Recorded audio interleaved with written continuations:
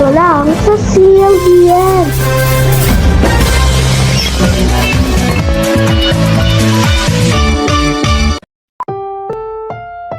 Ang susunod na programa ay rated PG. Patnubay at gabay ng magulang ay kailangan sa mga batang manonood.